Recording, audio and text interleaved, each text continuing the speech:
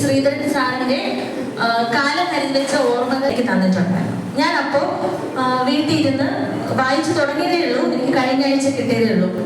അപ്പോൾ ഞാൻ എൻ്റെ മൈൻഡ് ഞാൻ ശോഭനയിലേക്ക് കൺവേർട്ട് ചെയ്യണം. ശോഭന വന്നോളൂ, രേഷ്മ വന്നോളൂ. രേഷ്മ ഏത് ക്ലാസ്സിലാണ് പഠിക്കുന്നത്?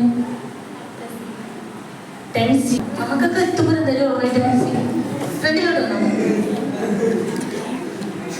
ഞാൻ ഇന്നലെ വായിച്ചത് ഈ ബുക്ക് ശോഭന എവിടെ വായിക്കണം എന്ന് ഞാൻ ഡിസൈഡ് ചെയ്യണം.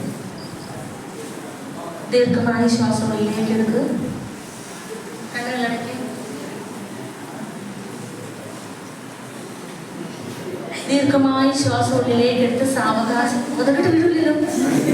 അങ്ങനെയൊന്നും വിചാരിക്കുന്നു. ശോഭന ഭയങ്കര പവറാണ്. മതി. കണ്ണടച്ചു. കാലം കരുതി വെച്ച ഓർമ്മപ്പൂക്കൾ എന്ന പുസ്തകം തന്നു. ആ എഴുതുകൾ ഓരോന്നായി മറിച്ച് വായിക്കാനുള്ള തയ്യാറെടുപ്പിലാണ് രേഷ്മ. ഓക്കെ, ഈ കാലം കരുതി വെച്ച ഓർമ്മപ്പൂക്കൾ ഇന്നൊരു ദിവസം കൊണ്ട് രേഷ്മയ്ക്ക് വായിച്ചു കഴിയാൻ കഴിയില്ല. ഇതിനകത്ത് ഒളിഞ്ഞിരിക്കുന്ന അക്ഷരങ്ങൾ, വാക്കുകൾ, വാക്യങ്ങൾ അറിയാനുള്ള ക്യൂരിയോസിറ്റിയാണ് രേഷ്മ ഈ പുസ്തകത്തിന്റെ താള് മറിക്കാൻ പോവുകയാണ്. ഞാൻ റാൻഡമായിട്ട് പേജ് ഒന്ന് ഫ്ലിപ്പ് ചെയ്യുമ്പോൾ ഏതെങ്കിലും ഒരു പോർഷനിൽ എത്തുമ്പോൾ സ്റ്റോപ്പ് എന്ന് പറയണം.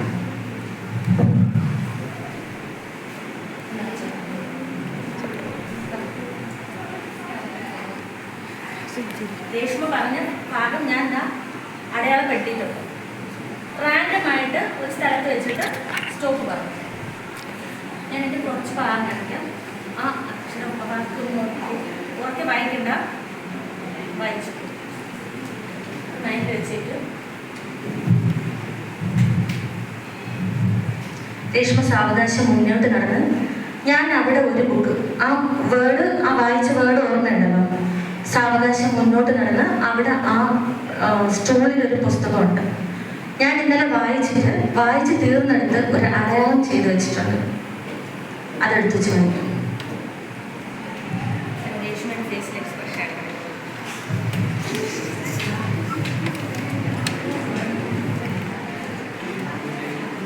ആ അടയാളം ചെയ്ത് വെച്ചിട്ടുണ്ട്. ഇപ്പോഴത്തെ കറക്റ്റാണോ?